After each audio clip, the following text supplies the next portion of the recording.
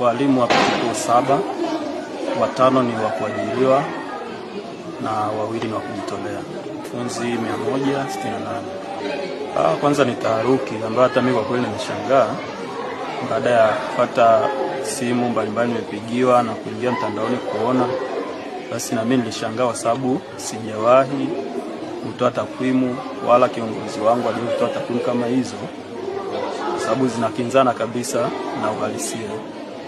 Kwa hiyo niseme tu ni taharuki na hizo taarifa hazina ukweli wote, kwa sababu mimi kama mwalimu mkuu sijapitisha barua ya walimu wangu kuhama. Inaathiri kwa sababu once linapoongelewa jambo, hasa linapokuwa linazunguka mtandaoni, lakini linakuja hasa kwa jamii ambayo ndio tuko tunaishi, linasumbua kidogo, kwa sababu kila binadamu ana namna ya kupokea jambo. Kwa jambo linapokuja, kila mtu analipokea kwa namna tofauti. Ila kama mimi sina wasiwasi, kwa sababu najua ni taarifa ambazo sio za kweli. Sisi tunachapa kazi na tunajua lazima tuhakikishe taaluma inapanda. Ni jambo ambalo limezushwa na watu ambao hatujui wametoka wapi, na wakaamua kutuchafua watu wa Mkwesho, kwa sababu sisi na walimu kwa hapa Mkwesho tunaishi maisha yale ya ndugu, ya jamii.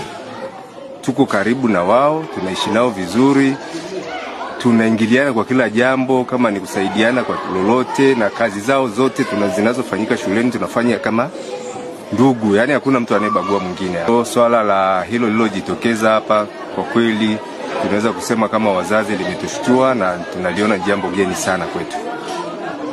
Nimefika Mkwesho, shule ambayo kwanza mimi ndio shule nilisomeaga, na hili jambo limenipa taharuki kubwa kabisa.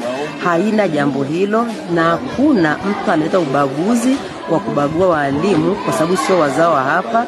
Wazazi hawana tofauti na walimu, lakini kwa sababu shule ya msingi Mkwesho iko karibu sana na kanisa letu la KKT.